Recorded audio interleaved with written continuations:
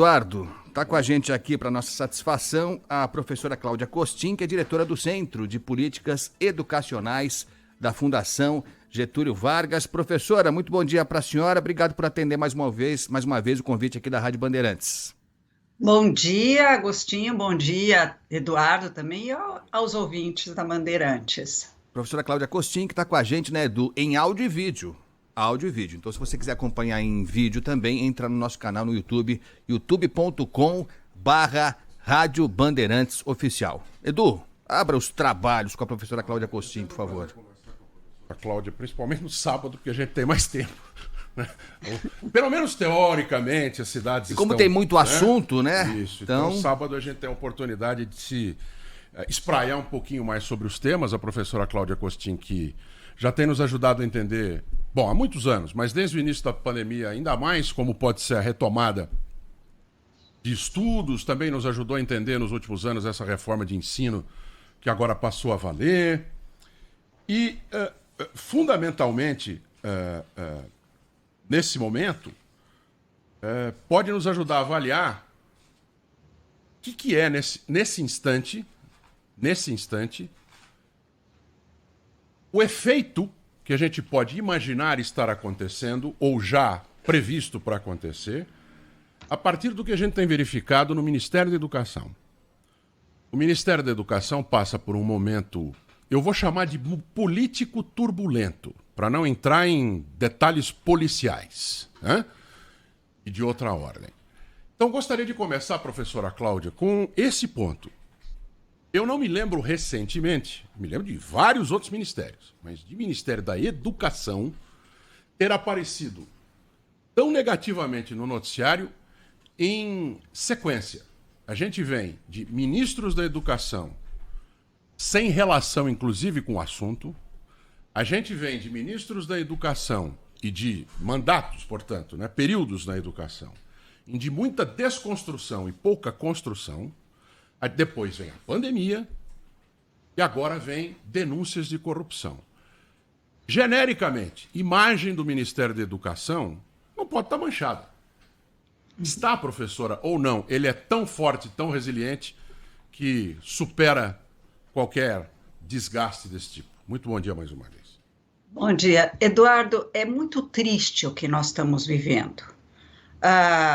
Na educação, especificamente, uma vez me perguntaram, mas está tendo tanta troca de ministro, isso é péssimo. Eu vou ousar dizer que mais triste ainda do que as trocas frequentes de ministro é que nós estamos mantendo o mesmo padrão. E esse padrão é o de ministros da educação que não têm apetite para coordenar a política educacional do Brasil. É simples assim. Eu não vou me esquecer de uma frase que o então ministro Abraham Weintraub disse naquela reunião ministerial que foi gravada e tornada pública, acho que era de 22 de abril de 2020, em que um dos ministros começa a falar dos seus projetos, ele fala assim, eu não vim aqui para fazer projetos, eu vim aqui e apontou para o Supremo Tribunal Federal para acabar com essa gente. Aí eu falei, mas eu acho que ele não entendeu, não vou nem discutir a dimensão política ou político-partidária. Ele não entendeu que o papel dele é melhorar a educação brasileira. Quer dizer, ele tem que ter projetos, sim, ele não tem que ficar pensando no que fazer com o judiciário. E aí, quando a gente viu que começou com o Vélez, que ficou só 3 meses, passou pelos outros ministros, eu não entendi qual é o projeto de cada ministro para melhorar as condições de educação no Brasil. Isso sem falar da questão da improbidade administrativa, da criminalidade.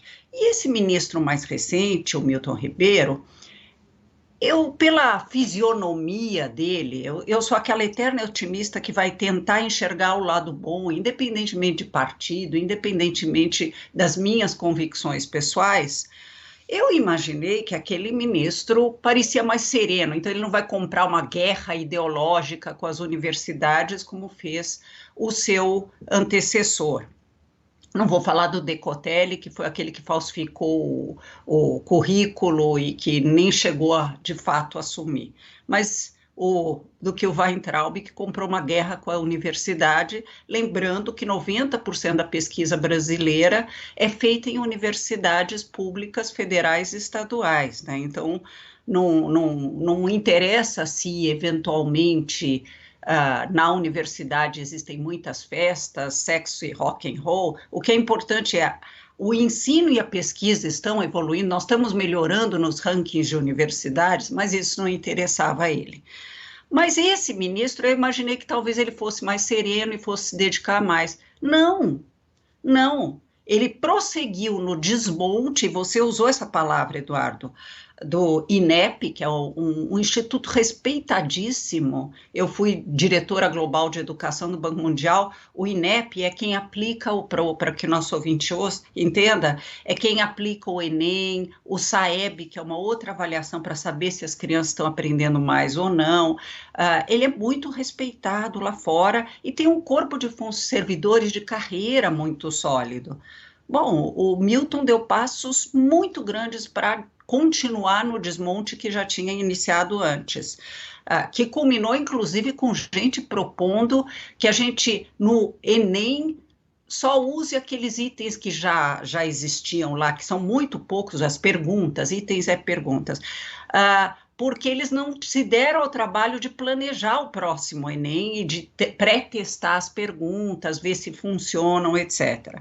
Então, é muito triste. Até do que essa confusão, cada dia tem uma denúncia de roubalheira diferente, a foto do ministro na página 2 da Bíblia, ônibus superfaturados, não preciso citar cada uma delas, culminando com kit de robótica enviado sem que as escolas tivessem pedido para escolas que não têm energia nem água. É muito triste que nós estamos vivendo, Eduardo. Professora, não sei se consola a senhora, mas todos nós fomos enganados. Quando chegou o ministro Milton Ribeiro, eu tive essa impressão também. Olha, acertamos, assim, parece uma pessoa um pouco mais tratável. Como foi... E do setor. Do setor. Foi reitor do Mackenzie. Isso. Como aconteceu também com o Marcelo Queiroga também. Quando chegou o Marcelo Queiroga na saúde, você fala assim, é um cidadão da área e tal, parecia ter um discurso um pouco mais, né? Mas assim, entramos numa fase de ministros com vernizinho. Passaram um verniz no ministro, mas o conteúdo continua o mesmo, infelizmente. Ora, professora Cláudia, a senhora citou esses últimos casos, terríveis, mas chamam a atenção, para além do crime, né, que parece estar bem claro em todos eles, mas me chama a atenção os valores, professora, porque no caso, só para citar 2 casos, desses ônibus escolares superfaturados, se fala em 732 milhões de sobrepreço, só de sobrepreço. No caso dos kits de robótica, 26 milhões. Ou seja, professora, salvo engano, dinheiro tem para a gente fazer algo melhor na educação, né, professora? Olha, é complicado. Eu concordo com você, Agostinho. Dinheiro tem, mas o que é caro, vou falar de educação básica, que é da educação infantil até o final do ensino médio. O que é caro em educação é você, de fato, valorizar os professores. Então, a gente consegue gastar em educação básica menos da metade por aluno do que a OCDE gasta. E no ensino superior, bem mais do que a OCDE. A OCDE são os países desenvolvidos, do que a OCDE gasta, mesmo que eu expurgue pesquisa, que eu olhe só para o que a universidade faz de ensino. Então, tem um problema de gestão, mas tem um problema de insuficiência de dinheiro na educação básica para pagar os salários que, de fato, atrairiam e reteriam cada vez mais talento nas escolas públicas brasileiras. Então, nós precisamos olhar para isso com mais atenção e menos ideologia, né? Eu queria só lembrar que o que nos enganou no Milton Ribeiro é uma coisa delicada. O Milton Ribeiro foi pró-reitor mas da área religiosa do Mackenzie. Ele não tinha experiência, ele não foi reitor do Mackenzie como um todo, de gerir uma universidade, e ele não estava familiarizado com política pública. E entrou muito fácil numa agenda que, no mínimo, é eticamente reprovável. E eu me lembrei que ele, no Mackenzie, cuidava da dimensão ética, né? Triste isso, né? Rede Sinal marcando a hora oficial do Brasil, 8h30, na edição de sábado do Jornal da Bandeirantes. Gente, nós estamos conversando com a professora Cláudia Costin. Professora, temos uma... Como falou Agostinho, tem dinheiro... Claro, nunca tem dinheiro suficiente, isso acho que é a regra geral, né? Pelo menos sempre gostaríamos que tivesse mais, tanto para comprar uma caneta, quanto para pagar professor, quanto para, enfim, toda a gestão do setor. Mas para aquilo que se predispõe a fazer o Ministério da Educação propriamente dito, né? Que é coordenar políticas públicas, é para isso que serve. O Ministério da Educação, ao menos não deveria contratar professor. Não deveria, ele deveria ser o gestor do setor nas políticas. Para isso, nós temos condição hoje em dia, há lá um equipamento colocado com uma expertise de tantos anos que sobrevive, independentemente da quantidade de dinheiro à disposição, também de gestões, ou seja, períodos de 4 anos, que são os períodos de governo, ou estamos tratando tão mal desse equipamento em que, no momento, na relação desse equipamento com os estados e com os municípios, em que esse instante ele tem que enfiar dedo no dique aqui, ali, e uma hora acabam os 10 dedos. Olha, para ser bem clara, e foi bom que você lembrou esse ponto, Eduardo, porque, de fato, quando eu falo de remuneração de professores de escolas da educação básica, não é responsabilidade, ou não vê, a fonte não é o Ministério da Educação. Embora o Ministério da Educação cuide de instituições federais de ensino superior e de uma ou outra, é muito pouca coisa, como o Colégio Pedro II e alguns institutos técnicos federais que também têm escola técnica de nível médio. Mas realmente você tem toda a razão. O que falta nesse processo, Eduardo, é você ter o SUS, o que o SUS representa para a saúde, e que é um Sistema Nacional de Educação. A Constituição de 88 já estabelecia que a gente tinha que ter um Sistema Nacional de Educação, e demorou-se muito a pelo menos pôr em votação o Sistema Nacional de Educação.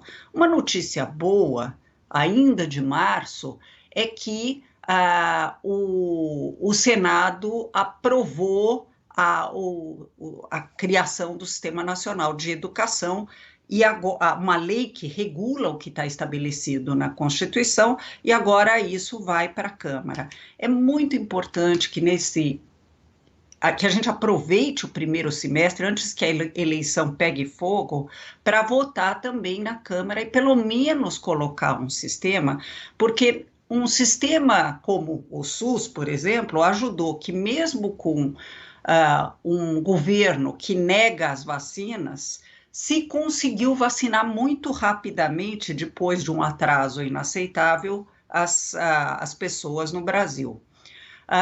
Esse efeito precisa acontecer na educação. Isso vai proteger muito mais, Eduardo, a educação de capturas clientelistas, de máfias e tudo mais. Porque lá no SUS e no Sistema Nacional de Educação também está proposto isso, há comissões tripartites em que há estados, os secretários estaduais de saúde, no nosso caso de educação, os secretários municipais estaduais, municipais e a União. E eles têm que definir as prioridades, os critérios de alocação de recursos juntos. Isso nos ajudaria imensamente a usar melhor os recursos do Fundeb, que é um fundo voltado ao desenvolvimento da educação, e melhorar as condições de gestão. Nós estamos conversando aqui no Jornal Gente com a professora Cláudia Costin, que é diretora do Centro de Políticas Educacionais da Fundação Getúlio Vargas. Professora, a senhora falou agora há pouquinho sobre a valorização do professor, né? Que é um ponto essencial e que, como regra, fica esquecido mesmo. E eu queria perguntar para a senhora qual deve ser a nossa postura nesses meses que antecedem uma eleição importante, né? Vamos eleger o presidente, para além de outros cargos relevantes, mas o presidente da República. E a gente tem visto os nomes que estão aparecendo, e pode ser que apareçam outros nomes, né, Edu? E que alguns até desapareçam, sabe Deus. Mas a gente não tem como regra, pega o governador de São Paulo aqui, o governador do Rio Grande do Sul, outras figuras, enfim. Se a gente pegar as realidades dos estados, não dá para dizer que algum deles se destaca pela valorização do salário, da função dos professores. O que a gente pode esperar desse novo presidente que virá? E mais do que isso, qual deve ser a nossa postura como cidadão, como imprensa, a senhora como educadora, nesse período em que vamos escolher quem que vai nos representar pelos próximos 4 anos, professora? Bom, Agostinho, eu adorei que você me fez essa pergunta, porque a valorização do professor não significa simplesmente pegar e dobrar o salário deles. Adoraria que isso fosse possível do ponto de vista fiscal, mas criar condições para uma profissionalização muito mais significativa. Deixa eu me fazer mais clara. Eu vou pegar um caso que você não citou. Pernambuco, em 2007, estava no ranking dos estados que têm a melhor educação no ensino médio. Pernambuco estava em penúltimo lugar em 2007. E aí eles decidiram fazer uma coisa muito ousada, que é progressivamente colocar todas as escolas de ensino médio em tempo integral, com escolas que não têm sofisticação, mas têm aquilo que é necessário para ensinar, professores com dedicação exclusiva a uma única escola, e todas em tempo integral. O que aconteceu em 10 anos? Governos diferentes, um inimigo do outro, não importa. Eles estão em terceiro lugar no ranking. As escolas de ensino médio estão todas, praticamente todas, em tempo integral. Os professores trabalham numa única escola. Mudaram as condições de trabalho do professor e as condições de aprender dos alunos. Muda completamente o jogo. E se organizaram a política educacional como política de Estado. O Ceará, que era o estado que, numa cidade chamada Sobral, era que melhor alfabetizava. O Estado copiou o que aquele município fez, pegou essa boa prática, estendeu, e hoje eles têm o melhor ensino fundamental 1 e 2, não como rede estadual, mas como conjunto de municípios apoiados pelo Estado. Eu olho para o Espírito Santo, teve uma transição de um governo que não gostava do outro, mas eles também tinham começado a copiar Pernambuco na escola em tempo integral. O atual governador continuou com essa mesma trajetória virtuosa e expandiu a rede de escolas em tempo integral no ensino médio e deu um salto na qualidade. O Paraná também. Então, eu estou falando aqui de partidos políticos completamente diferentes um do outro e que foram seguindo uma prática bem melhor. Olhando para a educação como política de Estado e não política de governo. É isso que a gente tem que fazer, é criar, não copiar a Coreia, não copiar a Finlândia, mas copiar o que o Brasil já faz bem feito, porque alguém fez um experimento e deu certo. Tem muitos casos. Teresina, é impressionante, Teresina, a melhor capital em índices de educação em 2019, fez uma resposta à Covid educacional muito boa. Então, tem muito que o Brasil aprender com o próprio Brasil. Os candidatos a presidente que se comprometerem com uma agenda de educação como política de Estado, não permitir a captura da educação por visões ideológicas, já será um bom candidato a votos das pessoas sérias em educação. Professora Cláudia Costin, que é hoje, já foi muita coisa na educação, hoje é a diretora do Centro de Políticas Educacionais da FGV. A ser, né? Aquela coisa, sempre né?